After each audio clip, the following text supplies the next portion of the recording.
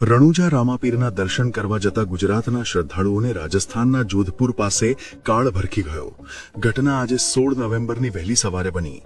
ગાઢ ધુમ્મસના કારણે વિઝિબિલિટી ઓછી હોવાથી એક ભયાનક અકસ્માત સર્જાયો, જેમાં અરવલ્લી અને સાબરકાંઠાના 6 શ્રદ્ધાળુના મોત થયા, જ્યારે 7 બાળક સહિત 12 જેટલા લોકો ઘાયલ થયા. આ શ્રદ્ધાળુઓ ટેમ્પો દ્વારા રણુજા રામદેવરાના દર્શન માટે જઈ રહ્યા હતા. જોધપુર જેસલમેર હાઈવે પર બાલેસર નજીક આવેલા ખારીબેરી ગામ પાસે આ દુર્ઘટના બની. ગુજરાતના શ્રદ્ધાળુઓ ભરેલો ટેમ્પો અને બાજરીની બોરીઓથી ભરેલી એક ટ્રક વચ્ચે સામસામે ભયાનક ટક્કર થઈ. ટક્કર એટલી જોરદાર હતી કે ટેમ્પોનો આગળનો ભાગ સંપૂર્ણ ક્ષતિગ્રસ્ત થયો અને ટ્રક પણ પલટી ગઈ. ટેમ્પોમાં મહિલાઓ, બાળકો સહિત લગભગ 20 લોકો સવાર હતા, જેઓ સાબરકાંઠા અને અરવલ્લીના રહેવાસી હતા.